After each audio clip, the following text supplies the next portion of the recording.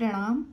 सभी साधकों को प्रणाम, गुरु क्षेत्र को प्रणाम, गुरुदेव को प्रणाम। आज हम यहाँ पर उपस्थित है उपनिषद का जो दूसरा मंत्र है उसका अध्ययन करने हेतु। तो ग्रुप पे मैंने डाल दिया है, दूसरा मंत्र है, इसको एक बार पढ़ देते हैं, फिर अन्वय भी पढ़ेंगे। दूसरा मंत्र है कुर्वन्नेवेह कर्माणि जिजीविषेत शतं समाः एवं त्वयि नान्यथा एत अस्ति न कर्म लिप्यते नरे। अब इसका अन्वय करके देखना हो तो अन्वय होगा कुर्वन् एव इह कर्माणि, यानी कर्माणि कुर्वन् एव इह, जो कर्म है उसको कुर्वन् करते करते, एव इह करते, एव यानी करते करते ही, इह यानी इहलोकी, कर्म करते करते ही इहलोकी क्या करना चाहिए? जिजीविषेत शतं समाः। जिजीविषा यानी जीवन जीने की इच्छा। कितना जीने की? शतम यानी 100 बरस तक जीने की इच्छा करनी चाहिए। कैसे? समाः, इसको भी हम अब बाद में देखेंगे। अब अगला जो खंड है उसका अन्वय है एवं त्वयि, केवल यही तुम्हारे लिए रास्ता है। क्या क्या रास्ता है? कुर्वन् एव हि कर्माणि, कर्म करते करते ही, जिजीविषेत शतं समाः, यही तुम्हारे लिए एकमेव रास्ता है। न अन्यथा नान्यथा इति अस्ति, दूसरा कोई रास्ता है ही नहीं, दूसरी कोई उपलब्धि है ही नहीं। आगे बता रहे हैं न कर्म लिप्यते नरे, मनुष्य को नर या मनुष्य को कोई भी कर्म का लेप नहीं लग सकता, उसको कर्म बांध नहीं सकता। इसका स्वतंत्र रूप से इसका भी अध्ययन करेंगे। अब ये जो दूसरा मंत्र है इसका उपदेश श्रुति ज्ञान का जो मंत्र है उसके उपरांत यहाँ पर कर रही है। जिन लोगों की ज्ञान में निष्ठा स्थिर ना हो रही हो, जो ज्ञान में स्थित ना हो रहे हो, समझ में तो आ रहा है लेकिन आचरण में नहीं आ रहा है, और कोई ना कोई कामना या भौतिकता की तरफ इच्छा अपेक्षा बची हुई है, तो ऐसे लोगों के लिए क्या करना चाहिए? इस तरह से ऐसे लोगों के लिए जो अभी भौतिकता से बंधे हुए हैं उनके लिए श्रुति ये ईशावास्योपनिषद का दूसरा मंत्र बता रही है। ये दूसरा मंत्र अगर पहले ही मंत्र में जो ज्ञान का रास्ता बताया गया है उसमें जिन लोगों की भी निष्ठा नहीं हो रही है उनके लिए अब ये दूसरा मंत्र है, यानी ये दूसरा मंत्र ज्ञान निष्ठा तक पहुंचने का एक रास्ता है। जिनको पहला मंत्र समझ के भी नहीं समझ में आ रहा है उनके लिए ये दूसरे मंत्र की योजना यहाँ पे की गई है। ऐसा क्यों होता है? क्योंकि मानवी जो बुद्धि है वो भी माया में ही है, वो भी माया ही है, और बुद्धि को बहुत सारी मर्यादाएं हैं। लेकिन ये जो शास्त्र है ये तो वेद है, साक्षात जो श्रुतियां है ये वही तत्व है, इनको कोई मर्यादा है नहीं। जैसे मानवी बुद्धि को मर्यादा है, लेकिन श्रुति को, ये जो शास्त्र वचन है उनको कोई मर्यादा नहीं है। वो कहाँ, जहां तक अस्तित्व है वहां तक वो देख पा रहे हैं। तो ज्ञान तो बताया ही जा रहा है ना कि अयम आत्मा ब्रह्म, जो अस्तित्व है वो मैं ही हूं, लेकिन मेरी बुद्धि में क्षमता होने के कारण, मर्यादा होने के कारण मैं मर्यादित, मैं सीमित होके बैठा हूं। और जो अचिंत्य है, अचिंत्य क्यों है? क्योंकि ये तत्व अव्यक्त है, वो स्थूल नहीं, वो सूक्ष्म है। तो उसका फिर चिंतन कैसे किया जाए, क्योंकि वो बुद्धि से ही परे है।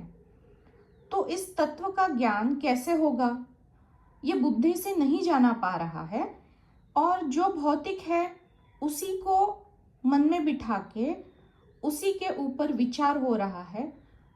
तो कोई बात नहीं, श्रुति बताती है बेटा कोई बात नहीं।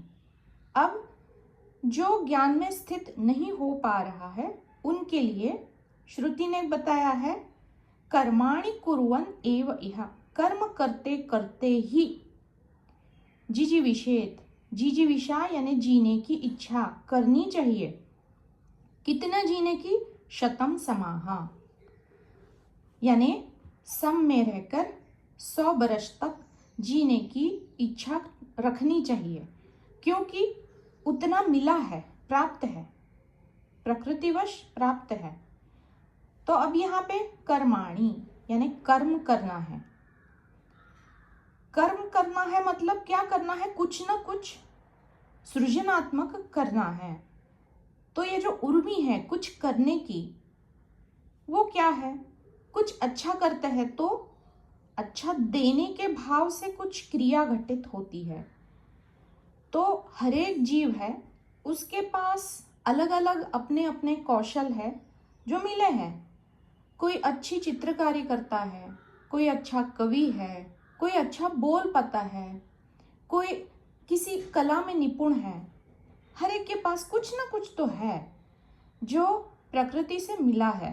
तो जो नियतिवश मिला है उस कौशल को जब हम सही दिशा में लगाएंगे और उसी जो हमारी हॉबी है या फिर जो हमारा कौशल है उसी को हमारा अगर कष्ट से धन का अर्जित करने का साधन बनाएंगे तो अपने आप वो कौशल हम पूरी तरह समाज को दे भी पाएंगे। तो इस भावना से जब कर्म घटित होगा तो देखकर भी अपना स्वधर्म अपने आप निपट जाएगा, और जो अर्जित धन है उसको हम जो भी है हमारे आसपास आजू बाजू हमारे सगे कुटुंबीय उनकी सहायता के लिए उसका विनियोग भी कर पाएंगे। तो इसमें कुछ जो देने की भावना है, क्योंकि जो आदमी कमाता है क्या वो कमा के खुद खाता है, वो अपने बीवी बच्चों का भी पेट पालता है। जो एक गृहिणी है क्या खाना पका के वो खुद ही खा जाती है, वो सबको परोसती है। सबने जब खा लिया तो उसको जो समाधान या तृप्ति आती है तो उसकी तो कोई गणना ही नहीं है। तो इस प्रकार से ये जो देने की वृत्ति है ये मानवीय वृत्ति अपने आप है, बस उसको हमें याद रखना है कि हम जो भी अपने आप जो कर्म घटित हो रहे हैं वो मेरा जो कौशल है उसको वो देना है। अब हम इसको दूसरी भी तरह से बाद में देखते हैं। तो जब हम ये देने की भावना से कोई भी कर्म करते हैं, कर्माणि कुर्वन् एव इह, तो जो हमारी भोग करने की जो वृत्ति है, अब ये कोई भी भोग हो, कोई भी सुख की लालसा हो, भोजन है उसका भोग करेंगे, कोई अच्छा सोफा है उसका हम बैठने का सुख लेंगे, उसका भोग करेंगे। तो ये जो वृत्ति है उसको लेने की या फिर उस भोग को भोगने की जो वृत्ति है, ये जो भोक्ता भाव है, ये अपने आप धीरे धीरे घटित हो जाता है, कम हो जाता है इस देने की वृत्ति से।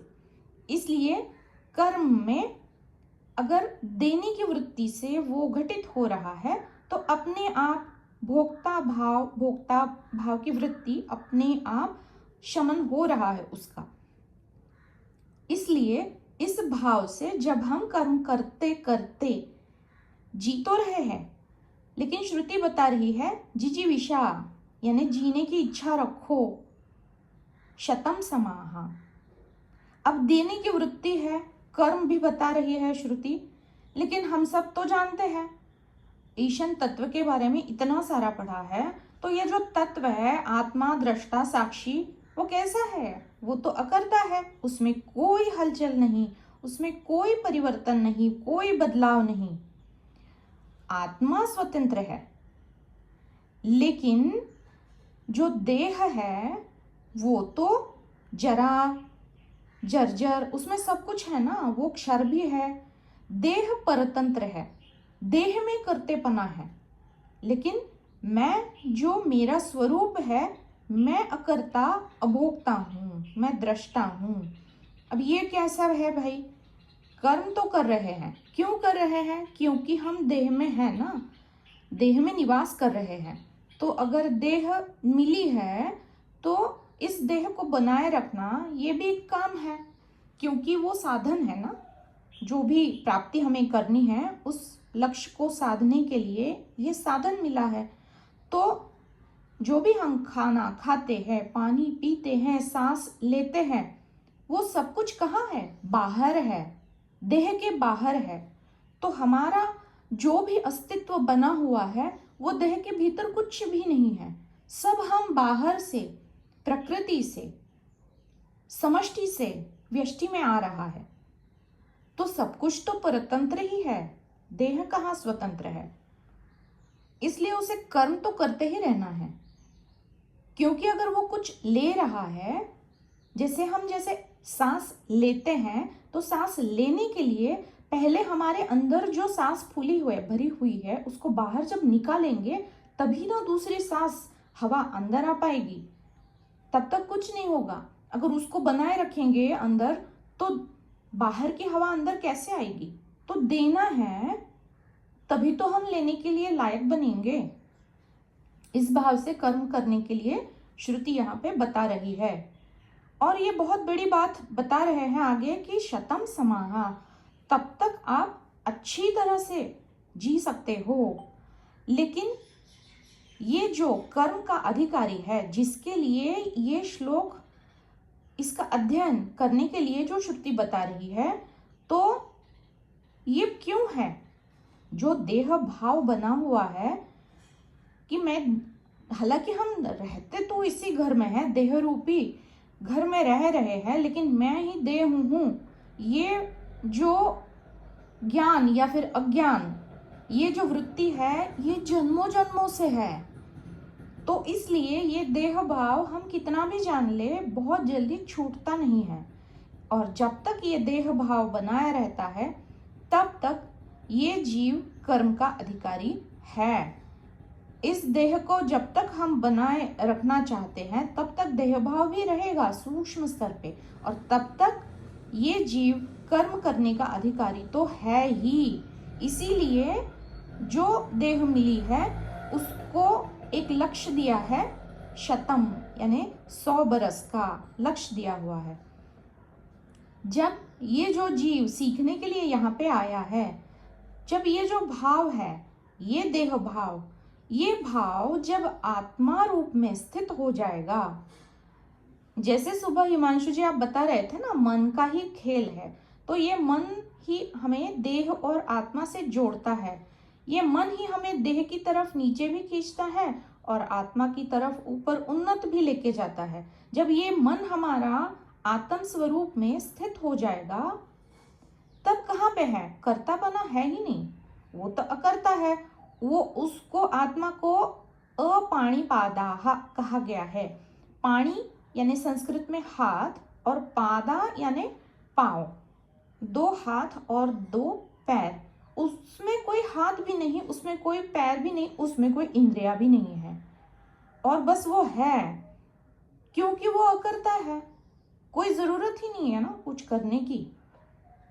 लेकिन जब हमारा मन या हमारा मैंपना, हमारा अहम जब इस आत्म स्वरूप में स्थित हो जाएगा तब हम केवल ज्ञान के अधिकारी होंगे, और तब हमारा कर्म के ऊपर अधिकार समाप्त हो जाएगा और ज्ञान का अधिकार हमें अपने आप प्राप्त हो जाएगा। हालांकि हम ज्ञान मार्ग पे बढ़ चुके हैं, आगे सब कुछ हमने कर लिया है, लेकिन ज्ञान भुला दिया जाता है।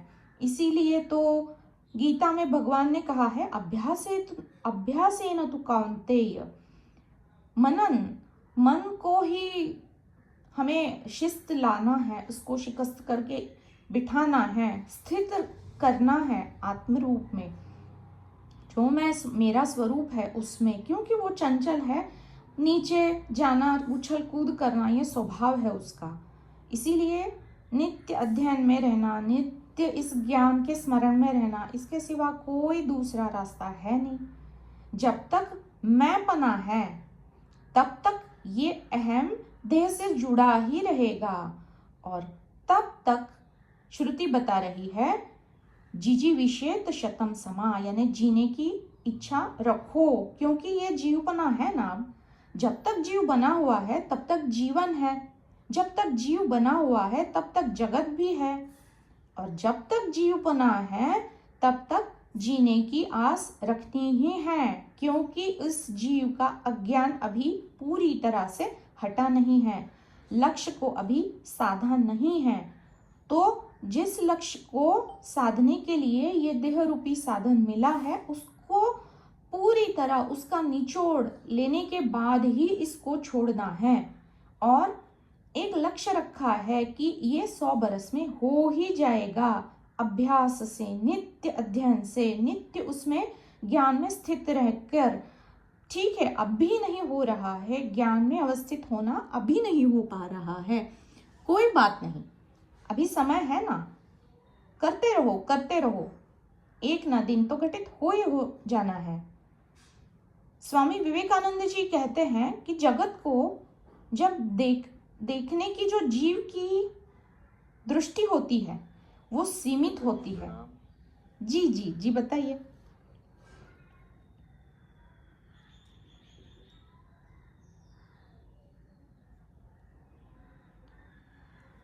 स्वामी विवेकानंद जी कहते थे कि जगत को देखने की जीव की दृष्टि जो होती है वो बहुत ही सीमित होती है।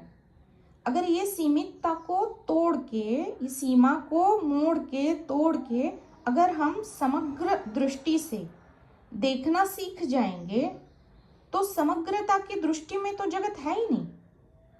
इस झूठी दृष्टि को छोड़ो और सम्यक दृष्टि से देखो तो जगत का ब्रह्मीकरण अपने आप हो जाएगा, ये स्वामी विवेकानंद जी कहते हैं।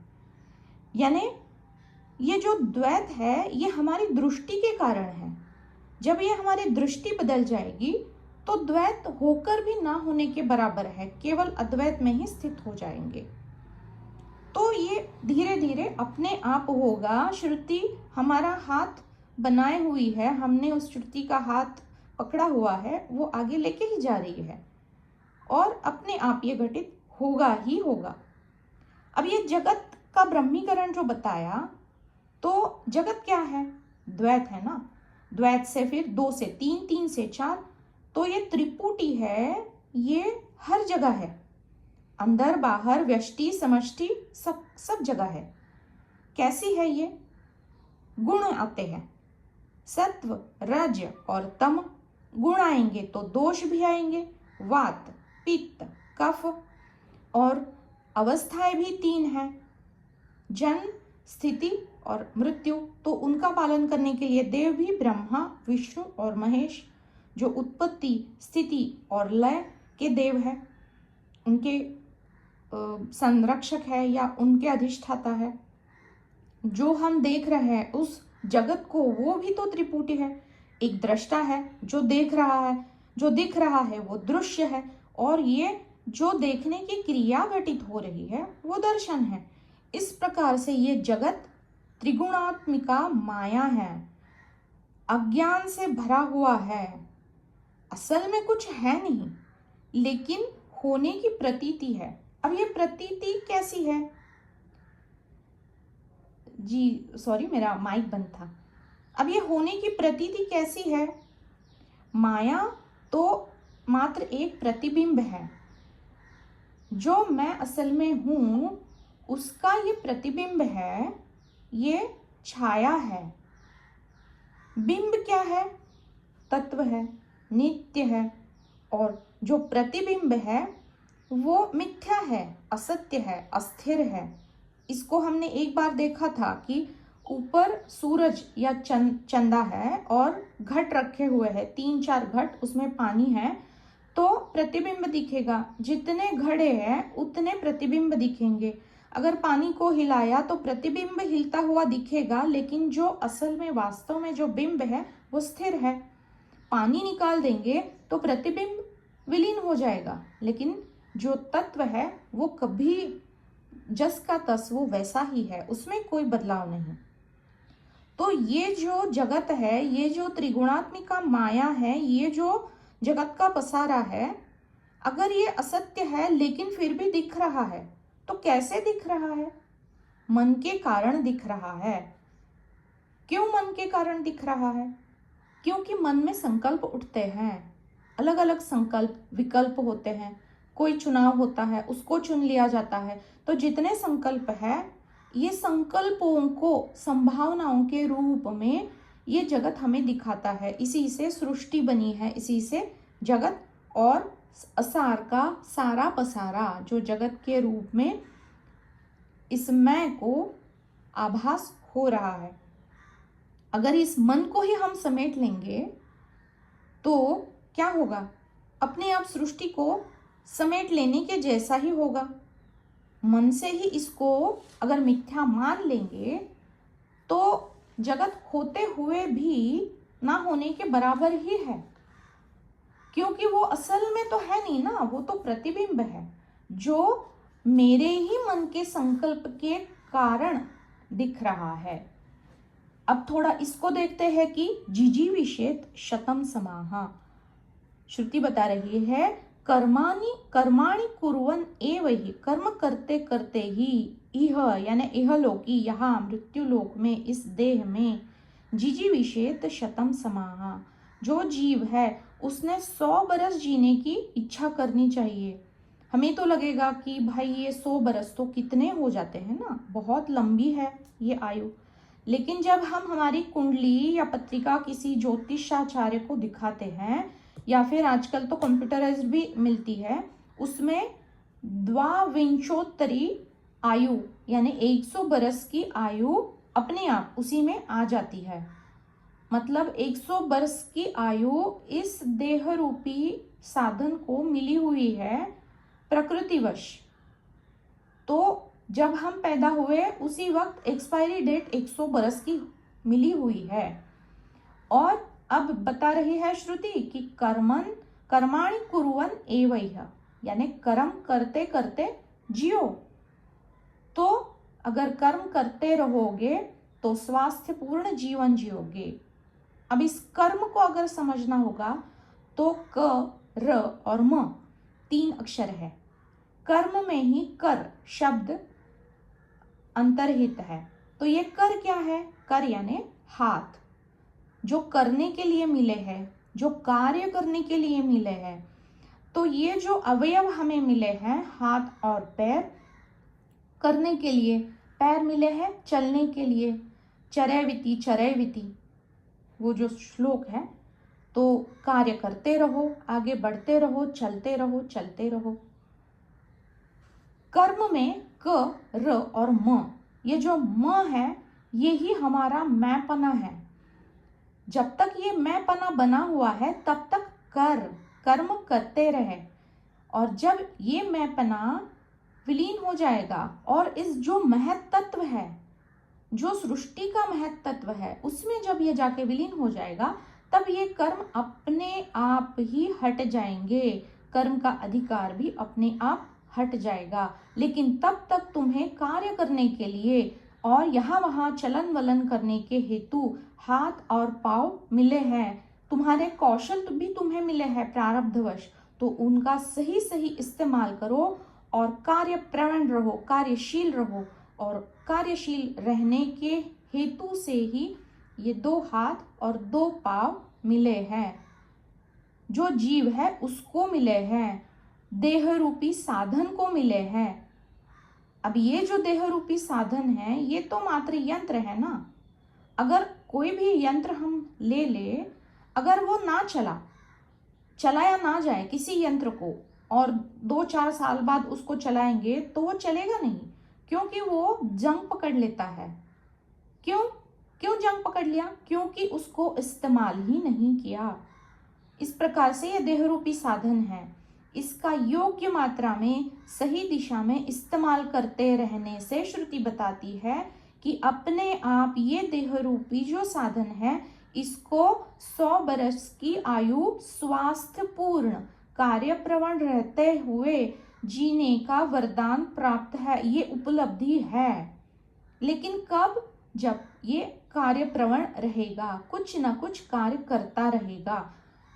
आत्मा तो अकर्ता है, आत्मा अभोक्ता है, आत्मा में कोई अवयव नहीं है, आत्मा तो कोई पदार्थ है ही नहीं। लेकिन देह पंच महाभूतात्मक है, वो 5 महाभूतों से बना हुआ है। देह में हाथ पांव इंद्रियां सारे अवयव है, तो ये कार्य करने के लिए ही है। देह कर्म का अधिकारी है, देह ही भोगता है, देह ही करता है, और वो करने के लिए जो इस साधन को जो मिला है उसका इस्तेमाल बिल्कुल करना है। अब ये जो कर्म देह के स्तर पर होते रहने आवश्यक है, वो आवश्यक क्यों है? क्योंकि इस देह में जीव को बनाए रखने के लिए वो कार्यशील रहते रहते इस साधन को, देह रूपी साधन को स्वास्थ्यपूर्ण रखना, ये भी काम है जो जीवन जीने के लिए आवश्यक है। और इस प्रकार से श्रुति कहती है कि 100 बरस की आयु का ध्येय सामने रखते हुए जो तुम्हें स्वास्थ्य प्रदान करेगा, उस तरीके से कार्यशील रहते हुए तुम जियो और इस जीने का लक्ष्य ज्ञान की प्राप्ति बनाओ। अभी कर्म है, कोई बात नहीं, कर्म के रास्ते आगे चलो, वो अपने आप आगे चल के छूट जाएंगे।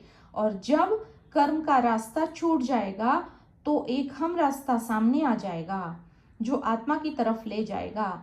आत्मा अकर्ता है, अभोक्ता है, दृष्टा है, साक्षी है, उसी तक ले जाने के लिए ये कर्म का रास्ता, मतलब जैसे नर्सरी से सिखाते हैं उस प्रकार से ये श्रुति यहाँ पे बता रही है। लेकिन उसके लिए ये देह रूपी जो यंत्र है उसको सही तरीके से इस्तेमाल करना होगा, तभी ये 120 साल तक अच्छी तरह आपको सर्विस दे पाएगा। बिना कोई रोग होते हुए, अगर हो भी गया तो उसका रिवर्सल हो जाएगा। इस देह की कोई क्षति ना पहुंचते हुए ये देह अगर आपने योग्य रीति में, योग्य मात्रा में, कार्य प्रवणशील रहते हुए इसका इस्तेमाल किया तो इतनी आयु है इस देह की। एक्सपायरी डेट मतलब उसका जो वो यंत्र ही इसके लिए बना है। जैसे बिल्ली होती है वो कुछ 6-7 बरस जीती है, कुत्ता 10 बरस साल जीता है, जो घोड़े या अश्व होते हैं उनकी आयु 18 से 20 साल होती है। उस प्रकार मानवीय देह की आयु 100 बरस बता रहे हैं। लेकिन काम करने की जो क्षमता प्रदान है उसको योग्य मात्रा में इस्तेमाल करते हुए रहेंगे तो ये हो पाएगा। रिटायरमेंट हो गई, अब मैं कोई काम नहीं करूंगा तो हो गया, फिर शरीर बैठ गया, फिर कोई ना कोई रोग पकड़ लेगा। तो कोई बात नहीं, आप 60 बरस के हो गए, लेकिन जितनी आपकी क्षमता है उस क्षमता में, उस मात्रा में कार्य प्रवण रहो। अगर कार्य प्रवण रहोगे तो कोई भी रोग या कोई भी व्याधि ना रहते हुए, आप दीन या गलित गात्र ना होते हुए ये देह आपको 100 बरस की आयु दिखलाएगी। अब जैसे योग्य मात्रा यानी क्या, इसको क्या कार्य प्रवणशील रहकर भी योग्य मात्रा में इसका इस्तेमाल करना है। तो अगर हम बहुत कम कार्य इससे, ये देह से करवाएंगे तो जैसे मजदूर लोग होते हैं ना, वो बहुत ज्यादा मजदूरी करते हैं, बहुत सारा बोझा उठाते हैं, तो इतना सारा उसको ओवरलोड करेंगे तो ये मशीन थोड़ी घिस जाती है, वेयर एंड टेयर इसका जल्दी हो जाता है, तो जल्दी क्षय होगा, जल्दी घिसन होगी, थकावट जल्दी होगी, शरीर जल्दी थक जाएगा। और इसको बिल्कुल भी ना इस्तेमाल करो तो भी वो जंग पकड़ लेगा और जल्दी काम करना धीरे धीरे बंद कर देगा। उसको काम करने की आदत ही नहीं है रही, तो वो अपने आप धीरे धीरे रिटायरमेंट की तरफ जाएगा। इसलिए योग्य मात्रा में इसका सही इस्तेमाल करो और 100 बरस जीने की जिजीविषा रखो, ये श्रुति यहाँ पे बता रही है। अब कर्म तो कोई कामना से होते हैं ना, कोई इच्छा हो तभी तो कर्म घटित होंगे, वरना कर्म कैसे घटित होंगे। लेकिन गीता में भगवान जैसे बताते हैं ना, कर्मणि एव अधिकारस्ते मा फलेषु कदाचन।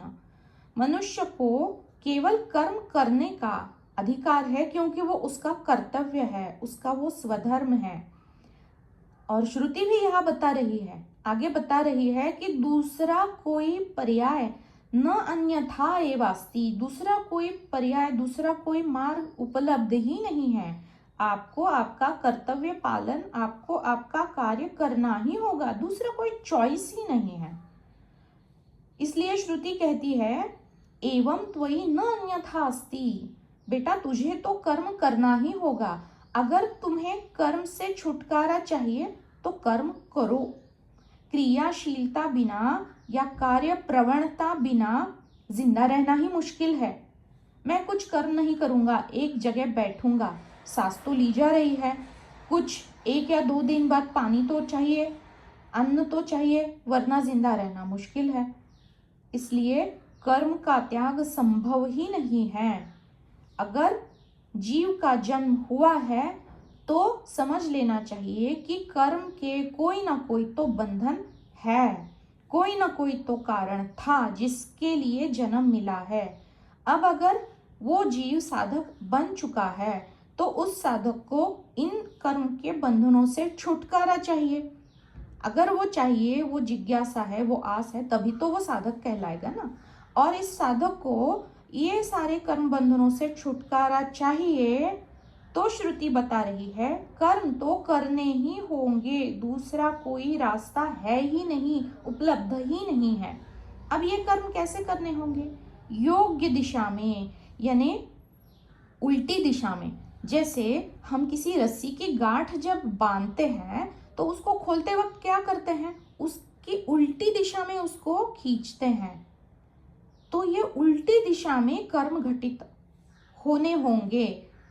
वो नियति करवा ही रही है, वो अनुभव हमें लेने होंगे कि भाई ये मैंने ही किया है, मैंने गुत्थी बांधी थी, गांठ बांधी थी, कभी ना कभी मैंने देह भाव रखते हुए बांधी थी, अब इस देह में उसको भुगतना है, देह भुगतेगा, मैं उसका दृष्टा हूँ। अगर किसी को मैंने पिछले जन्मों में दुख दिया है, अब इस जन्म में झेलो ताकि वो 0 पे आ जाए।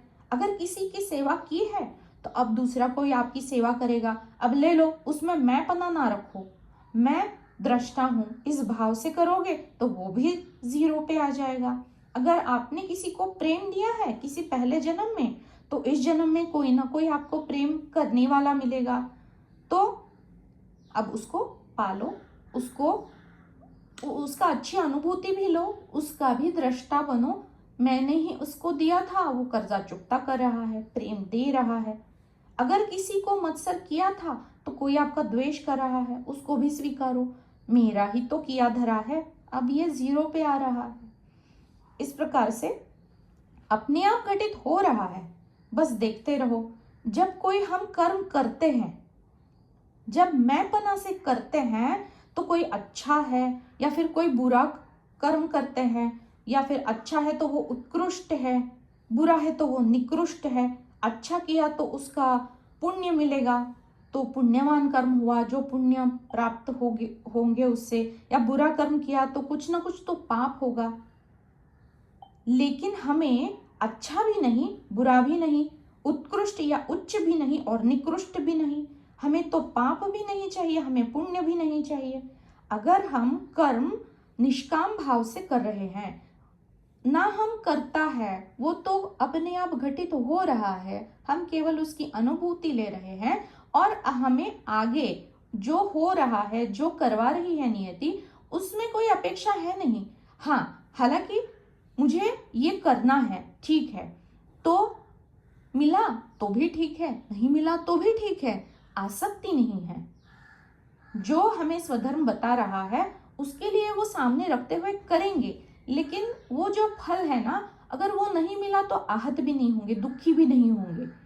इस भाव से जब वो कर्म होगा तो मध्य में रह के समाहा जिजी विषेत शतम समाहा, 100 बरस जीने की एक गीता में भी भगवान कहते हैं ना, समत्वम योग उच्चते सुख दुखे शु कौन्तेय समत्वम योग। ये जो सम है सुख और दुख के बीच की पाप और पुण्य के बीच की, यश और अपयश के बीच की, ना ऊपर उछलना है ना नीचे आहत होना है।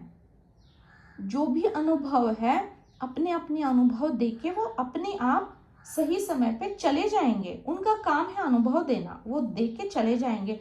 हम जस के तस, वैसे ही बीच में अगर रह बोलना बहुत आसान है, जब हम उसको भुगतते हैं, खास करके जब हम कोई अपयश झेलते हैं या फिर कोई दुख हम जब अनुभव करते हैं, शारीरिक हो, मानसिक हो, आर्थिक हो, कोई भी हो, तब ये बात हजम नहीं होती। इसीलिए तो भगवान कहते हैं ना, जब आप स्वस्थ पूर्ण हो, जब आप मन शांत है आपका, उसी समय ये सारा ज्ञान बटोर लो, इतना बटोर लो, इतना बटोर लो कि वो आपके मन के भीतर घुस जाएगा, आपके सब कॉन्शियस में जाएगा, और वही आपका मन, आपका भगवान, आपका ईशन तत्व, आपकी श्रद्धा या निष्ठा जहाँ पे है, वो सामने आपको आके बतलाएगा कि भाई देख, तू तो इस दुख का ना दृष्टा है। तो वो आप ही हो, आपका ही वो एक रूप है जिसको मनोविज्ञान ने बहुत इसका अध्ययन किया हुआ है। वो कोई भगवान ईश्वर दूसरा है नहीं, वो मेरा ही मन है। उस मन को इतना अभ्यास से, इतना मनन से आप भर दो कि वो सब कॉन्शियस में चला जाए।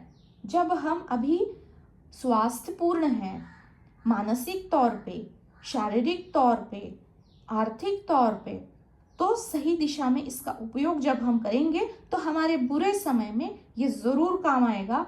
हमें नीचे ना गिरा के बीच में रहने के लिए जरूर इसका हमें उपयोग उस वक्त जरूर होगा।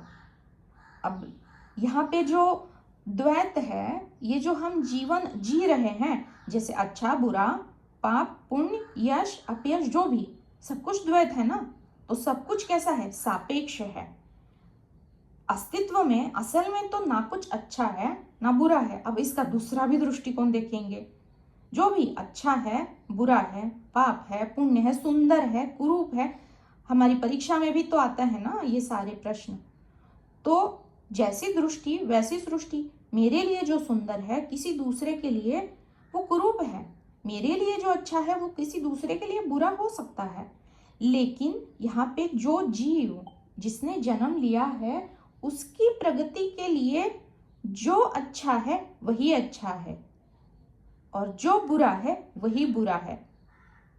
वो वैसा समझो जो जिसके जो भी है, जो जीव की प्रगति के लिए अच्छा है वही अच्छा है, वही श्रेयस्कर है। बाकी द्वैत में तो कुछ है नहीं, एक के सापेक्ष दूसरा अच्छा है। अगर सब जगह केवल गुलाब के ही फूल है तो क्या सुंदरता रह गई?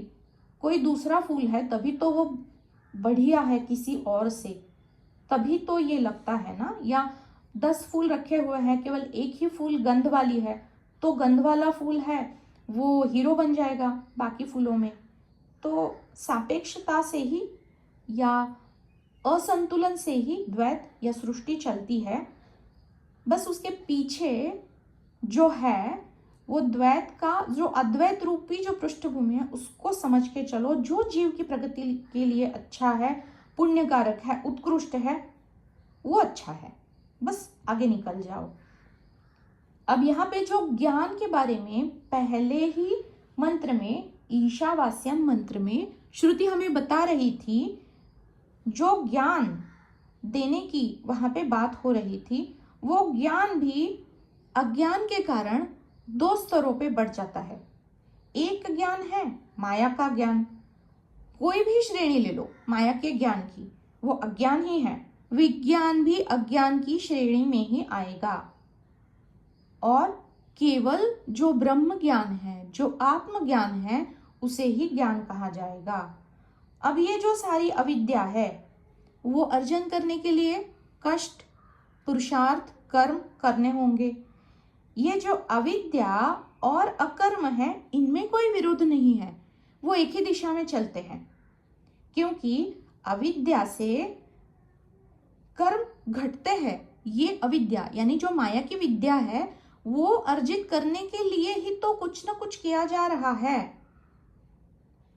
ये माया का जो है उसमें कारण है, तभी तो कार्य है। अब कर्म घटित हो, मतलब ये जो देह मिली है उसको कर्म करना उसका कर्तव्य है, लेकिन ये प्रभाव है। कुछ ना कुछ तो बीज रूपी कारण हुआ था, ये बीज पल्पित हुआ है, तभी तो ये देह मिली है और कार्य घटित हो रहा है। लेकिन ये सारा द्वैत माया में है, और माया में कोई भी कर्म उसका कारण केवल कामना ही है। कामना ही अविद्या की जड़ है या मूल है।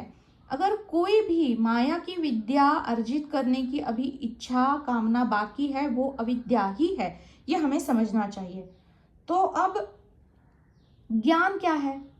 जो अद्वैत, जो एकता है, जो आत्मा दृष्टा साक्षी, जिसके पृष्ठभूमि में ये सारा द्वैत उभरा हुआ, उसका जो ज्ञान है वही असल में ज्ञान है। अब ये जो ज्ञान है, ये ज्ञान और कर्म मार्ग, इनका कोई आपस में संबंध नहीं। ये दो अलग अलग दिशा में उनका बहाव है। कर्म करने से आपको माया की ही प्राप्ति होगी और ज्ञान से आपको मोक्ष की प्राप्ति होगी। तो किसी को लगेगा कि भाई हम कर्म कर रहे हैं तो कभी ना कभी तो ज्ञान अपने आप या मोक्ष मिलेगा। नहीं, कभी नहीं होगा। कर्म करते रहने से क्या होगा? कर्म से छुटकारा होगा। क्योंकि कर्म क्यों हो रहा है? कोई ना कोई तो इच्छा अपेक्षा कामना शेष थी, बाकी थी। कर्म करने से क्या होगा? वो इच्छा कामना जो भी है अपेक्षा, उसकी पूर्ति इस कर्म से हो जाएगी। अब ज्ञान लेते रहे और कर्म भी करते रहे। अब कारण और कार्य का प्रभाव भी जान लिया। अब जो कर्म घटित हो रहा है वो अगर निष्काम भाव से या कोई कामना ना रखते हुए, फल की अपेक्षा ना रखते हुए अगर घटित हुआ, तब जाके कर्म का अधिकारी पीछे पड़ रहा है, कर्म का मार्ग समाप्त हो रहा है। अब क्या होगा? मोक्ष नहीं मिलेगा। अब उसके बाद अगला रास्ता होगा। जैसे हम कोई गांव में जाते हैं तो बहुत ही कच्चा रास्ता होता है, उस रास्ते से जाके फिर थोड़ा बड़ा रास्ता आ जाता है और वही हमें हाईवे तक हम रास्ते पर लेके जाता है। तो ये बीच वाला रास्ता ही है उपासना का, और ये उपासना का मार्ग हमें ज्ञान की तरफ लेके जाता है। और ज्ञान मार्ग, ज्ञान से ही मोक्ष या मुक्ति जो हम पहले से है उसकी प्राप्ति उसी से होगी। इसलिए ये भी जानना होगा कि कर्म से क्या होगा और क्या नहीं होगा।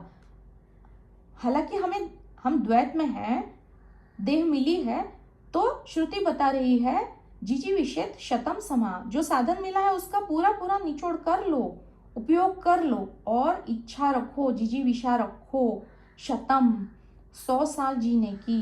कैसे? समा, हाँ, समदृष्टि रखते हुए। अब ये समदृष्टि कैसे रखेंगे?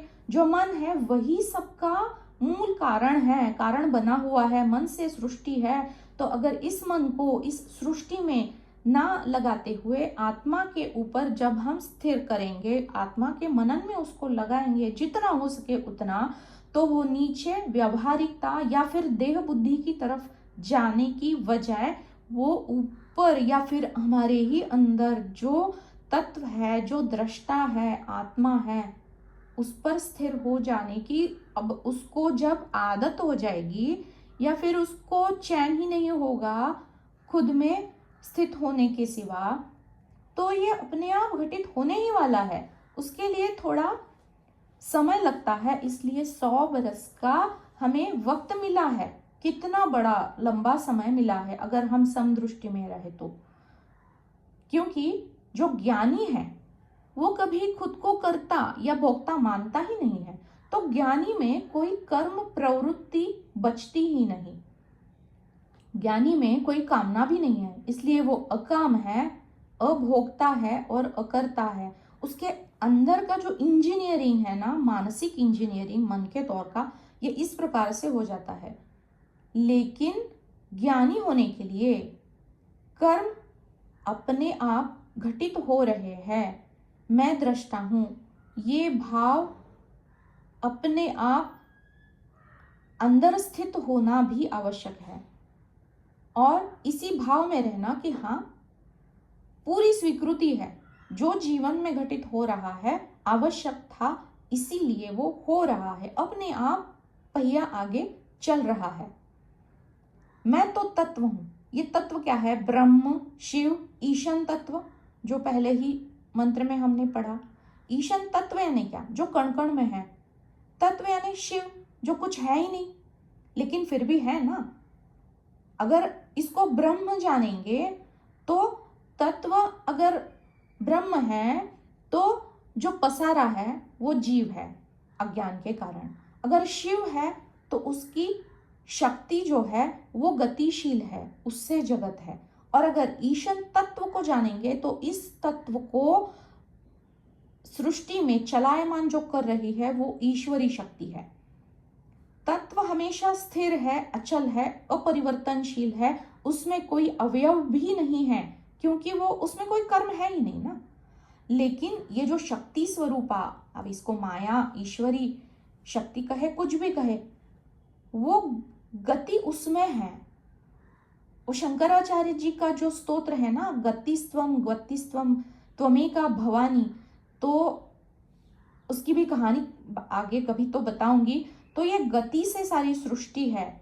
कार्य होना संभव तभी हो पाएगा जब कोई स्पंदन घटित हो रहा हो, जब कोई गति है, चंचलता है, जब द्वैत है, चलित है, तत्व में कोई चलितता है या गतिमानता है, तभी कुछ ना कुछ घटित होगा, तभी सृष्टि बनेगी। और इस सृष्टि में, द्वैत में कार्यप्रवण चलितवान होने के लिए इंद्रिया, हाथ पांव इस देह रूपी साधन को मिले हैं। अगर ये साधन ना मिलता तो बिना साधन के आत्मा तो बेचारा क्या ही करेगा। वो, उसको कुछ करने की क्षमता है ही नहीं ना उसमें। वो बस दृष्टा है, वो बस देखेगा। कैसे देखेगा? उसको इंद्रिया भी नहीं है, बिना आंखों से वो देखेगा। अब इसको अगर हम समझेंगे तो ईशन तत्व का यत्किंच जगत, कण कण में, हर रोम रोम है वो तत्व, वो बता रहे हैं। तो अगर उसके आंखें हैं तो कहाँ है? यहाँ इस कण में है या उस कण में है? सब जगह है, वो सब जगह देख रहा है और कहीं भी नहीं है। इसलिए उसको कोई अवयव या इंद्रिय है ही नहीं, वो बस है। अब जो कर्म हम कर रहे हैं, जीव तो द्वैत में है ना, ये तो तत्व की बात हो गई। तो जीव तो द्वैत में है और उसको कर्म करने का अधिकार है या फिर उसका कर्तव्य भी है। लेकिन जब हम कोई कर्म करते हैं तो उस कर्म का आरंभ है, यानी उसको शुरुआत भी है और उसका अंत भी है। यानी वो कर्म अनित्य है ना, नश्वर है, उसकी उत्पत्ति है और नाश कभी ना कभी खत्म होगा। अगर कर्म अनित्य है, नश्वर है, तो ऐसे कर्म का जो भी फल आएगा, क्या वो अनश्वर या अविनाशी या सत होगा? कभी नहीं होगा, वो भी नश्वर ही होगा। इस भाव से जब हम कर्म की तरफ देखेंगे तो मात्र ये माया में जो भी माया के आकर्षण, कामना, इच्छा है, उनकी पूर्ति के लिए ये कर्म बताए गए हैं। कर्म से कदापि नित्य या सत की प्राप्ति कभी नहीं हो सकती। ये एक बार हम पूरा पूरा पक्का बिठा लेते हैं हमारी बुद्धि के तल पे। तो कर्म क्यों करने हैं? केवल कर्म के बंधन छुड़वाने के लिए। और ये कर्म के बंधन क्यों बने थे? वो स्मृति या संस्कार हमारे अंतःकरण पे छपा हुआ था, उसको धुलाने के लिए, उसकी शुद्धि कराने के लिए। यानी कर्म क्या करते हैं? एक तो कर्म के बंधन से आपको मुक्ति दिलाएंगे और आपके अंतःकरण पे जो मैल जमा हुआ था स्मृति या संस्कारों का, उसको भी धो देगा। भाई मेरी वजह से ये हुआ था, इसको अगर पकड़ के बैठा है तो जो हुआ था उसके विपरीत आपको जब कर्म करेंगे तो हाँ, जो बोझा उतर गया, इस प्रकार से ये जो उतर गया तो शुद्धि हो गई। ये अंतःकरण की शुद्धि जब हो जाती है तो ये आपको ज्ञान के लिए पात्र बनाएगी। ये शुद्धि जो हम शुद्धिकरण का जो एक चरण है उसकी बहुत महत्वता है, उसको हम थोड़ा हल्के में ले लेते हैं, लेकिन जब तक जिस प्रकार की अशुद्धि हमारे मन में, चित्त में, अंतःकरण में है तब तक ये हमें आगे नहीं बढ़ने देती। इसलिए ये बहुत आवश्यक है और ये सारा सब कुछ जीवन रूपी नियति हमसे करवा रही है। हमसे कर्म लेके वो कर्म करो, देने की भावना से करो, अपने आप शुद्धि हो रही है। बहती गंगा में बहकर अपने आप हो रही है शुद्धि। लेकिन आत्मा की प्राप्ति के लिए कोई कर्म नहीं है। क्यों नहीं है? क्योंकि आत्मा कोई वस्तु या पदार्थ है ही नहीं। हम प्राप्ति किसकी करेंगे? जिसको प्राप्त किया जाए वो कोई वस्तु, कोई ना कोई तो पदार्थ होगा ना। अब जो आत्मा यानी ज्ञान जो मैं पहले से हूं, उसे प्राप्त करने के लिए मुझे कुछ नहीं करना है, कुछ कर भी नहीं सकते क्योंकि वो है ना पहले से। जैसे कि मुझे अभी मेरे पेट में कुछ दर्द नहीं हो रहा है, लेकिन क्या इस आनंद की अनुभूति मैं ले पा रही हूं अभी? नहीं, क्योंकि मुझे दर्द ही नहीं हो पा रहा है। लेकिन जब मेरा पेट बहुत जोर से दर्द करेगा तब मैं दुख की अनुभूति करूंगी, और ये जब दर्द किसी मेडिसिन को लेके जब वो शमन हो जाएगा उसका, तो जो सुख की प्राप्ति होगी, उसमें जो आनंद मिलेगा, तब मुझे पता चलेगा कि भाई मैं तो पहले से स्वस्थ हूँ। ये जो व्याधि या जो भी ये पेट शूल है, ये तो ठीक है, कुछ क्षण के लिए था। मैं तो पहले से हूँ, स्वस्थ हूँ, मैं आनंद स्वरूप हूँ, लेकिन उसकी मुझे अनुभूति नहीं हो रही है क्योंकि मैं ही पहले से वो हूँ। इस प्रकार से है, जो आप पहले से है, जो मैं, हम, आप सब लोग, वो स्वरूप है ना मेरा। लेकिन वो कैसा है? वो अव्यक्त है, सूक्ष्म है, अदृश्य है, और हमें तो जो दिखता है, जो सुनते हैं, सूंघते हैं, उसी से हम पहचान जाते हैं। जो इंद्रियों से परे है उसको हम कैसे जान पाएंगे? वो तो बस हो जाना है, वो है हम पहले से। इसलिए ज्ञान मार्ग में नेति नेति विधि से जो भी असत है उसको सबको हटाने के बाद मैं हूं को नकार ही नहीं सकते। सबको हटाया, लेकिन मैं तो हूं ना, अनुभूति तो हो रही है। वही सद्वस्तु है जो हाथ में नहीं आती, जो दिखती नहीं, जो किसी भी इंद्रिया से उसकी अनुभूति ही नहीं होगी, वही मैं हूं, बस होने बना है। अब जैसे कर्म के बारे में अगर बोला जाए कि इसको उत्पत्ति है और वो कभी ना कभी तो वो समाप्त हो जाएगा ना, तो उसी प्रकार देह जो है, जो घटाकार है, जो घट है, क्या वो घट उत्पन्न होने से पहले था? नहीं था, वो तो मिट्टी था ना। और घट फूट गया, पूरा मिट्टी मिट्टी हो गया, तो घट के फूटने के बाद भी वो मिट्टी ही हो गया। तो शास्त्र की भाषा हमें बतलाती है कि उत्पत्ति से पूर्व का जो अभाव है घट का, उसे प्राक भाव कहते हैं, और फूटने के बाद का जो अभाव है उसे प्रध्वंसा भाव कहते हैं। प्रध्वंस का भाव हो गया ना, और प्रकट होने का जो भाव है उसे प्राक भाव कहते हैं। तो ये जो उत्पन्न होना और विलीन होना, इससे जो मैं हूं, असल में आत्मा में अगर हूं तो इस आत्मा में कोई विकार नहीं है, इसलिए वो प्राक भाव और प्रध्वंसा भाव से रहित है। उसमें कोई प्रकट होना भी नहीं है, उसमें कोई प्रध्वंस भी नहीं है, वो नित्य है, सदा से है, क्योंकि उसमें कोई प्राकट्य करने की क्षमता है ही नहीं। वो प्रकट होता ही नहीं, वो अप्रकट रहता है हमेशा। अगर वो प्रकट ही नहीं होता तो उसका ध्वंस, प्रध्वंस कैसे हो सकता है? वो प्राकट्य और प्रध्वंस दोनों का उसमें अभाव है। क्योंकि हम तो जानते हैं यद दृष्टम तद नष्टम, जो दिखेगा वो कभी ना कभी तो एक ना एक दिन नष्ट हो ही जाएगा। इसीलिए ये आत्मा ऐसा है कि वो कभी दिखता ही नहीं है, वो सब जगह है, कैसे दिखेगा? क्यों? और वो अविनाशी है, उसी में सब कुछ उत्पन्न हो रहा है, उसी में ध्वंस भी हो रहा है। जो ये जीव देह के कारण दिख रहा है, असल में तो है वो तत्व ही जो असंग है, नित्य है, और उसमें कोई भाव नहीं है, सारे भावों से परे है। ना प्रकट होने का भाव, ना ध्वंस होने का भाव, ना कोई भावनाएं हैं, उसमें कुछ भी नहीं है। वो असंग है, निर्लिप्त है, निर्मल है, उसमें कोई अशुद्धि, कोई कुछ है नहीं, वो पहले से ही शुद्ध है। अगर मैं आत्मा हूं, मैं असंग हूं, निर्लिप्त हूं, तो मुझ में ये अशुद्धियां कैसे आ गई? अज्ञान के कारण। और ये जितने हमारे जन्म हुए हैं, इतनी सारी परतें इस चित्त में है, अंतःकरण के ऊपर है। ये सारे जो विकार जो भी पिछले जन्म में उत्पन्न हुए थे, ये संस्कार बनकर, ये मलिनता, ये जो स्मृतियां हैं, ये एक प्रकार की मलिनता ही है। उसे निर्मल, उसे शुद्ध करना है, उसको हटाना है। जो कर्म सूक्ष्म देह या अंतःकरण पर लिप्त हो गया है, वो आत्मा नहीं है।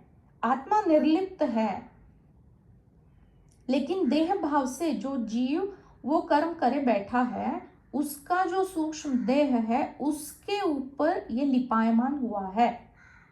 कर्म करने से मैं जो शुद्ध स्वरूप हूं, उसमें कोई भी लेप या उसका कोई कर्म का आवरण उसके ऊपर बनता ही नहीं है। मैं निर्लिप्त हूं, और अगर मैं निर्लिप्त हूं, दृष्टा हूं, साक्षी हूं, अकर्ता हूं, अभोक्ता हूं, इस भाव में कर्म घटित होंगे, तो पहला जो भी हिसाब है वो शून्य पे आने के बाद मैं हमेशा असंग, अलिप्त, निर्लिप्त, शुद्ध बना रहूंगा।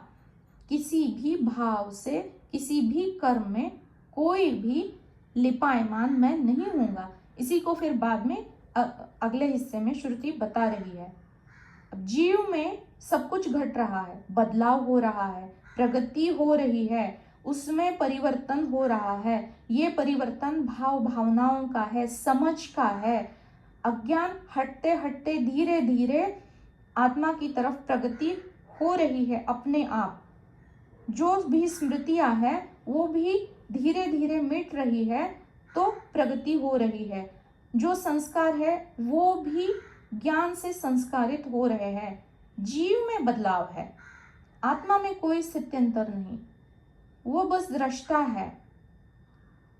हमें बस ये समझना है कि कर्म का ये जो मंत्र हमें बताने की कोशिश कर रहा है, ये कर्म मात्र कर्म से छूटने के लिए ये कर्म मार्ग आवश्यक है। कैसे कर्म करना है ये भी हमने देखा, लेकिन कर्म करने का यानी कर्म का विषय हमेशा कामना ही रहेगा।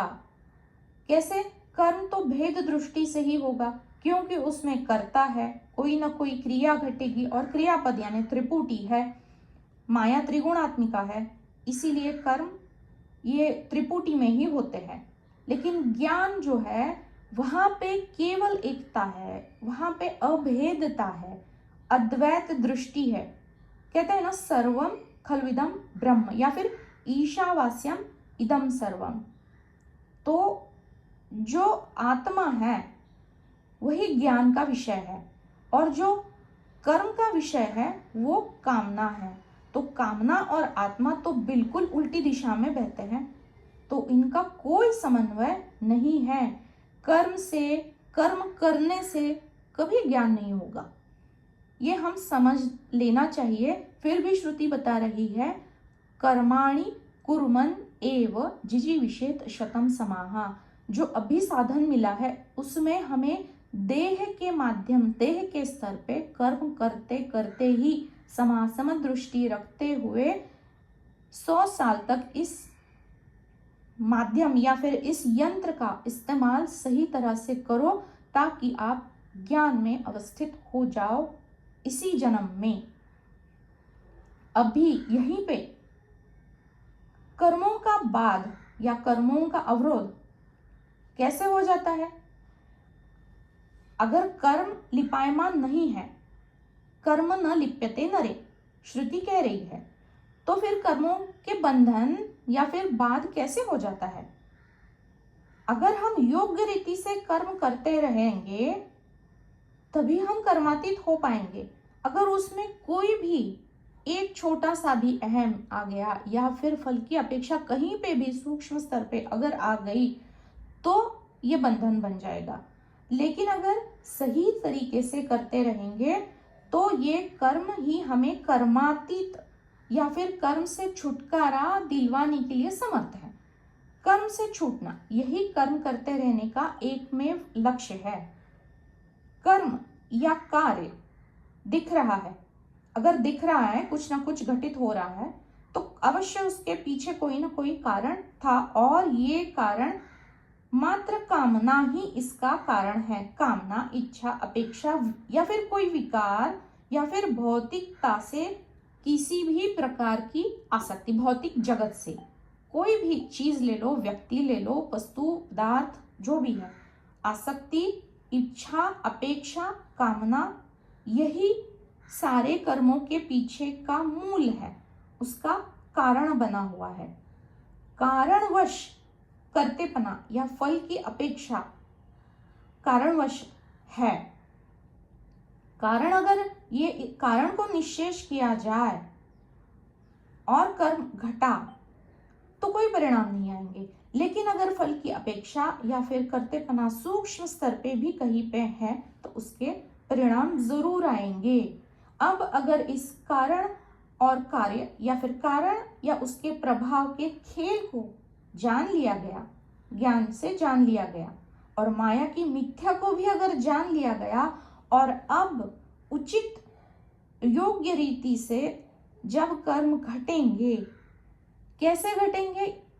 योग्य रीति से, यानी कामना रहित होकर, कर्तापना को त्याग कर, कोई भी फल की अपेक्षा को ना रखते हुए, फल की अपेक्षा छोड़कर, या फिर सब कुछ ईशन तत्व का है, यहाँ मेरा कुछ भी नहीं है, इस भावना से जब कर्म घटित होंगे, हम रोजमर्रा के जीवन में जब हम कोई भी चीज सीखते हैं तो उसको आचरण में कैसे लाएंगे, मेरा तो दृष्टिकोण यही रहता है, क्योंकि वो फिर पुस्तकीय ज्ञान पुस्तक में क्या काम का, अगर हम उसको इसका 1% भी उसको अप्लाई ना कर पाए तो प्रैक्टिकल अगर नहीं है तो वो पासिंग होगा ही नहीं ना कोई भी एग्जाम का। उसी प्रकार से है, तो इसको जब हम समझ लेंगे और अपने रोजमर्रा के जीवन में 10 में से अगर 2 बार भी ऐसे भावना रखते हुए ये कर्म जब घटित होना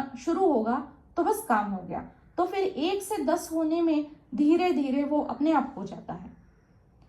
वही कर्ता, वही जो भोक्ता माने कर्म करता है, तो वो जो मैं है वो निमित्त मात्र है। ये जब हम समझ जाते हैं तो अपने आप जो घटित हो रहा है, जीवन आवश्यक है, वही हो रहा है, उसमें कोई प्रभाव या उसका कोई परिणाम वो देने में समर्थ है ही नहीं। फिर वो कर्म करते करते ही वो अपने आप निश्शेष हो जाएंगे।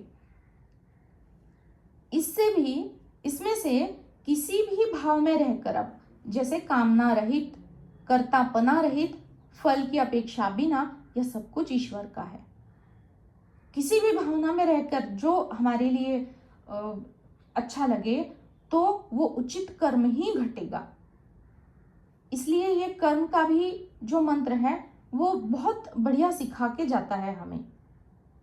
ज्ञान से अज्ञान दिख रहा है, कारण को हमने जान लिया, उसके प्रभाव को भी जाना। अब जो कारण बीज है वो देखने के बाद ज्ञानानि दग्ध कर्माणि, इस प्रकार से गीता में भगवान बताते हैं। ज्ञान से क्या हो गया, जो बीज है वो दग्ध यानी वो जल गया।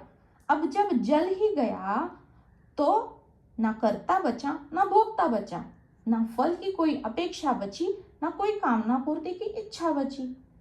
अब जैसे चने भूनने के बाद क्या वो चना फिर उसमें से कोई पेड़ निकलता है? भुने हुए चने की तरह अगर कारण को जलाकर बस कर्म घटित हो रहे हैं अपने आप, तो प्रभाव का कोई भी पौधा अंकुरित होने की क्षमता ही नहीं है उस कर्म करने में। उस प्रकार से जब वो जीवन घटित होगा कर्म करते करते, तो प्रभाव की आशंका तो ना के बराबर है, शून्य है। लेकिन अपनी करनी पार उतरनी, अगर पार उतरना है तो अपनी ही करनी। अभ्यासेन तु कौन्तेय, मनन मनन और मनन।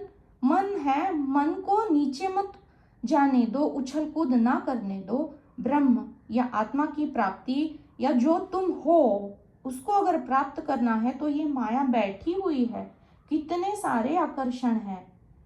तो माया की प्राप्ति के लिए कर्म हुआ तो उसी की प्राप्ति होगी, फिर माया कोई आपको प्रभावित नहीं कर पाएगी। लेकिन जैसी करनी वैसी भरनी भी है ना।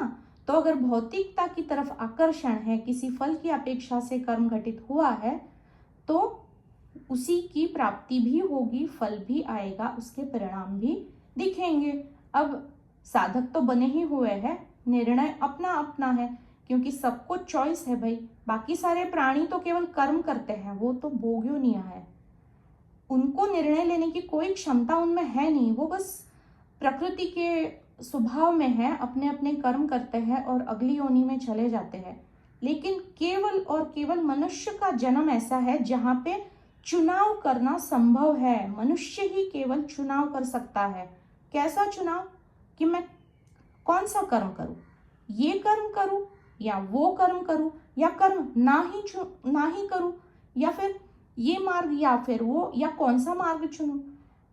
ये चुनाव करने का जो निर्णय लेने की जो क्षमता है वो केवल मनुष्य में है। उसको निर्णय लेने की पूर्णतः स्वतंत्रता मिली हुई है प्रकृति से।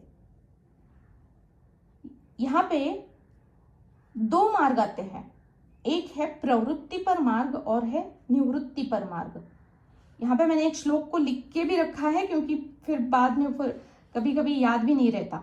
गीता में एक श्लोक है, द्वाविमो पुरुषौ लोके क्षरश्चाक्षर एव च, क्षरः सर्वाणि भूतानि कूटस्थो क्षर उच्यते। अब यहाँ पे दो मार्ग, द्वाविमो पुरुषौ लोके, पुरुषों के लिए दो मार्ग बताए हैं, एक है अक्षर और एक है क्षर मार्ग। जो अक्षर मार्ग है वो निवृत्ति पर मार्ग है। निवृत्ति यानी क्या? छोड़ो, कामनाओं का त्याग करो, करते भाव भोगते भाव सबका त्याग करो, वो आपको ज्ञान की तरफ लेके जाएगा। ज्ञान का मार्ग क्या है? ज्ञान की प्राप्ति के बाद वो मार्ग अपुनरावर्ती मार्ग है। आपको फिर से किसी भी योनि में जन्म होगा ही नहीं आपका। वो चना भून गया, बीज दग्ध हो गया, कारण निशेष हो गया, कुछ बचा नहीं, बस द एंड।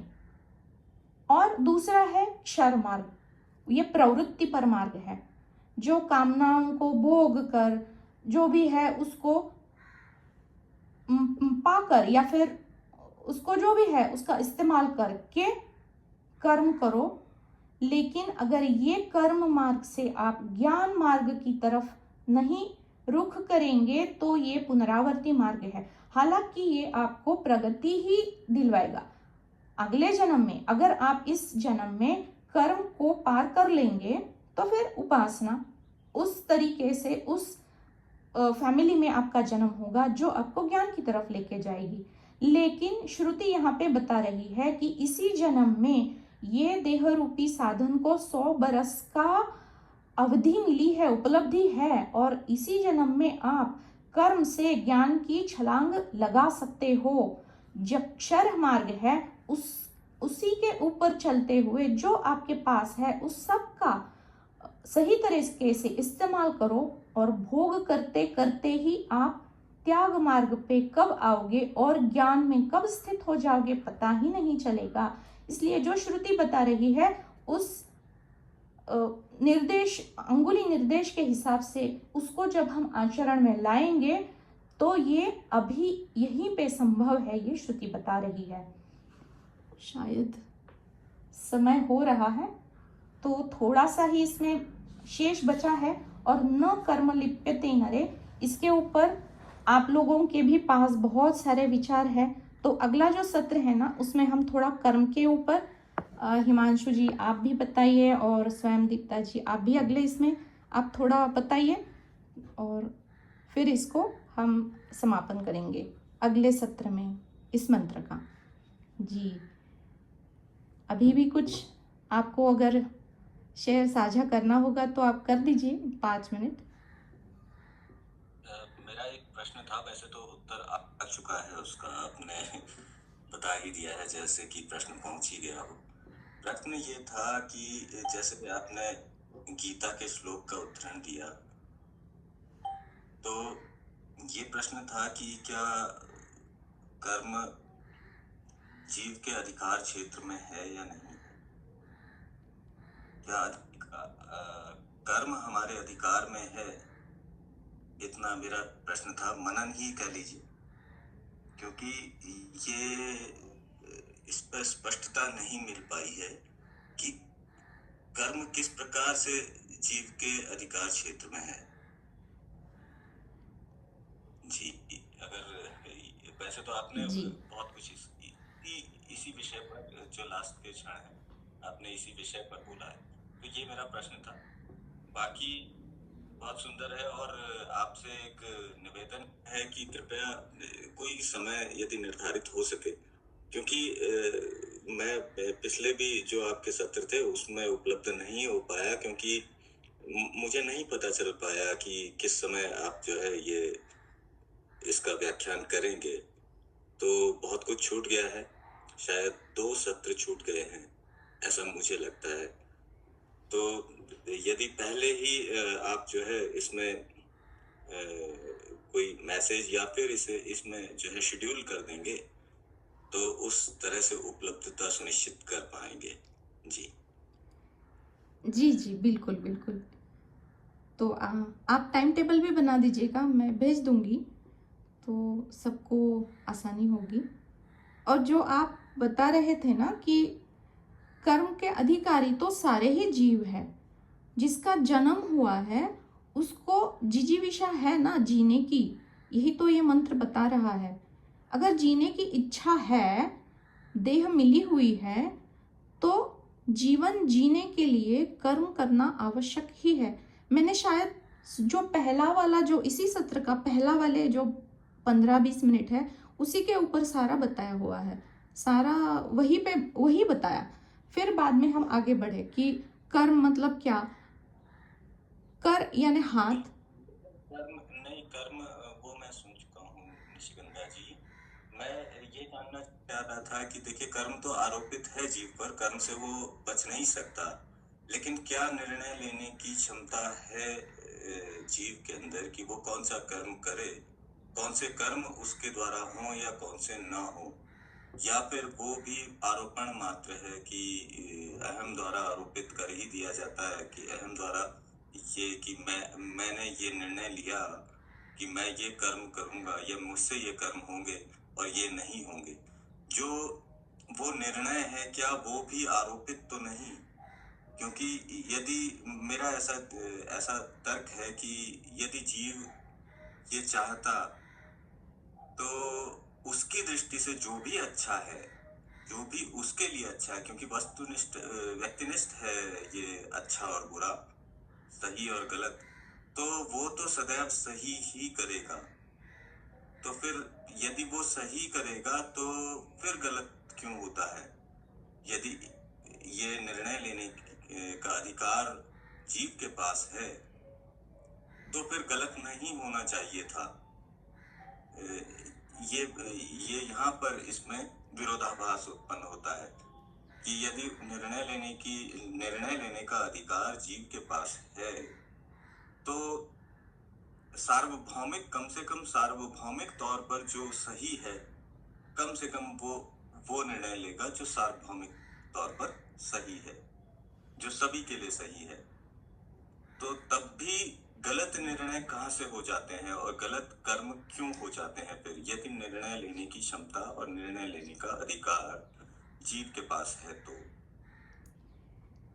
जी, ये चित्त जो है ना, उसमें इतने सारे संस्कार पड़े हुए हैं, और ये माया भी तो है ना कि ज्ञान होने के बाद भी कितने सारे ऐसे भी संत जन हैं कि जो अज्ञान में फिर से घिर गए। अब संत लोगों की ये हालत है, तो हम तो भाई साधक है ना, माया की करनी बहुत, उसकी समझ में ही नहीं आती। तो हम क्या प्रारब्ध लेके आए हैं, हमारे चित्त के ऊपर कौन से संस्कार पड़े हुए हैं, वही हमें चला रहे हैं। हमें लगता है कि हम कोई ना कोई निर्णय पे आ पाए हैं, कोई ठोस निर्णय ले रहे हैं, लेकिन वो निर्णय लेने के लिए अंदर से जो स्फुरण या फिर अंदर से जो प्रेरणा आती है, वो तो हमारे संस्कार ही है, वही हमें चला रहे हैं। अच्छा या बुरा, बुरा क्या है? किसी को दुख पहुंचाना या किसी जीव को हानि पहुंचाना, ये तो बुरा है। लेकिन वो अगर बुरा होने से 1000 लोगों का अच्छा हो रहा है, तो वो बुरा होते हुए भी अच्छा है ना। तो ये तो बस अस्तित्व में सापेक्षता है, अच्छा बुरा कुछ नहीं है। और उसके जो संस्कार है वही वो जीव को चलाएंगे। हालांकि वो कितना भी अच्छा करने की कोशिश करे, उसके जो संस्कार है वो उससे वही करवाएंगे। हमें लगता है कि हम निर्णय ले पा रहे हैं। अब मैं आपको यहाँ पे एक बात बताती हूँ। जो सिद्ध पुरुष होते हैं, उनके बहुत सारे ऐसे उदाहरण हैं। वो बताते हैं कि भाई ये जो है ना, ये आदमी कल नीले कलर की शर्ट पहन के आएगा। तो आजू बाजू वाले लोग कहते हैं कि ठीक है, देखते हैं। तो वो दूसरे दिन वही रंग की शर्ट पहन के आ गए। अरे ये तो कोइंसिडेंस होगा। तो जब ये बात उसको पता नहीं है, जो पहन के आ रहा है उसको पता नहीं है, वो अपनी चॉइस से वो शर्ट पहन के आ रहा है। लेकिन बाकी के जो लोग हैं, 3-4 लोग जो परीक्षा ले रहे हैं उनकी सिद्धि जो है उसकी परीक्षा ले रहे हैं, तो जब वो 10-15 बार हो जाता है, तब तो वो नकार नहीं सकते कि हर रोज वो बता रहा है और दूसरे दिन वो उसी कलर की शर्ट पहन के आ रहा है।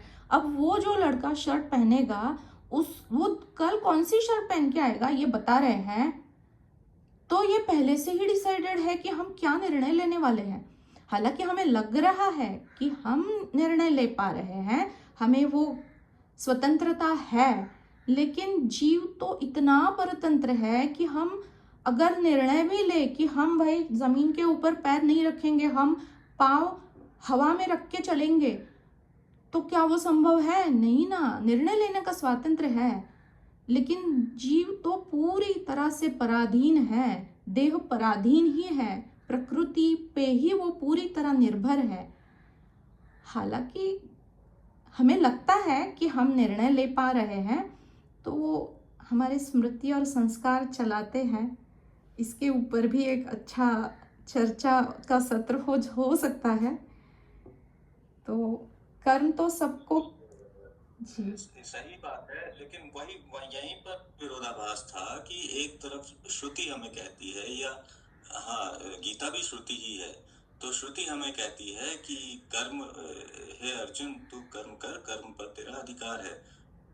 तो अधिकार यदि है तो अर्जुन चाहता तो फिर लड़ाई नहीं होती या युद्ध नहीं होता। लेकिन ये भी मुझे लगता है कि ये भी आरोपण मात्र है कि तुम्हें अधिकार है कर्म का। असल में तो वो बहाव ही है, जैसे आप कह रहे हैं संस्कारों पर हमने बात डाल दी।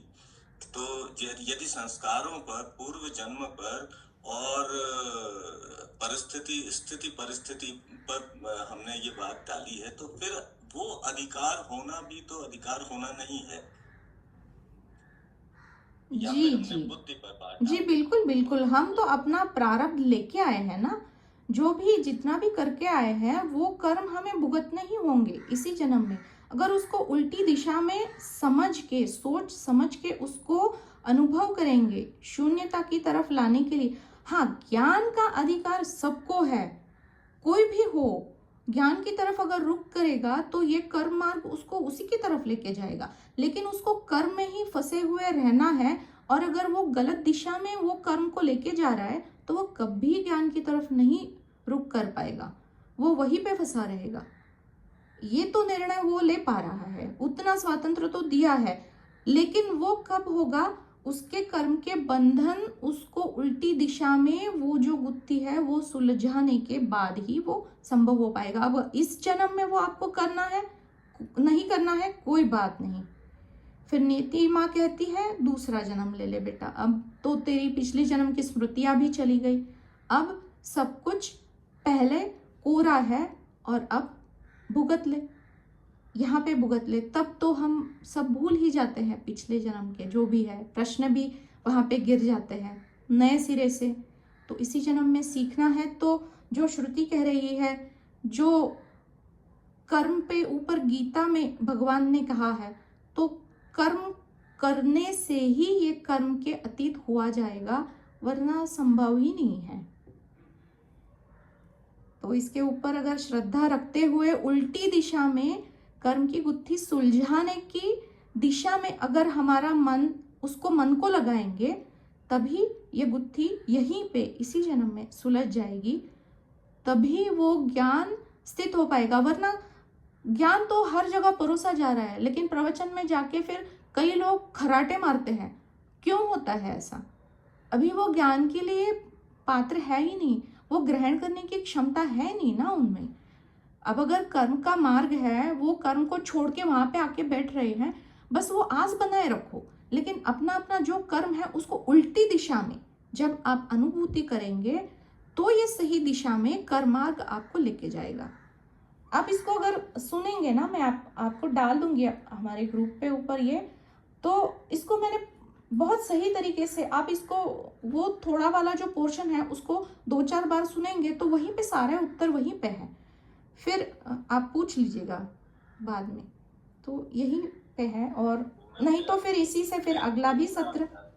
जी जी बिल्कुल बिल्कुल, मैं प्रयास करूंगा इसको समझने का, क्योंकि यहाँ पर बुद्धि जवाब दे देती है कि जैसे कि ज्ञान के लिए भी कह रहे हैं कि तो ज्ञान के लिए भी स्वतंत्र नहीं है असल में। तो मेरे दृष्टि से कि ज्ञान भी तभी होगा ये जब होना होगा, मतलब उसके लिए भी स्वतंत्र नहीं है वो जीव, कि वो ज्ञान पा ही ले या ज्ञान उसे मिल हो ही जाए। भले ही वो जैसा कि आपने कहा कि वो सत्संगों में भी बैठ रहा है और प्रवचन के दौरान भी खर्राटे भर रहा है, तो क्या उसके हाथ पे वो है कि वो ज्ञान प्राप्त कर ही ले? तो आप डालिएगा, मैं अवश्य इस पर मनन करूंगा, शायद सुलझ जाए मामला। जी बहुत जी जी। नहीं तो फिर अगला सत्र जो है ये इसी प्रश्न को लेके हम शुरू करेंगे। और अभी के लिए यहाँ पे मैं इसका ही समापन कर देती हूँ। फिर चाहिए तो 10 मिनट में रिकॉर्डिंग उसके बाद रोक दूंगी। एक बार पूर्ण अदा कर देते हैं, फिर चर्चा करनी हो तो बस 1 मिनट। ओम पूर्णमदः पूर्णमिदं पूर्णात् पूर्णमुदच्यते पूर्णस्य पूर्णमादाय पूर्णमेवावशिष्यते। ओम शांति शांति शांति। आज के सत्संग में सहभागी होने के लिए आप सबको धन्यवाद और गुरु क्षेत्र को प्रणाम। इस मंत्र को लेके और एक सत्र करेंगे, और जो अभी प्रश्न उठे हैं इन्हीं प्रश्नों से फिर अगला सत्र हम आरंभ भी करेंगे। जी धन्यवाद।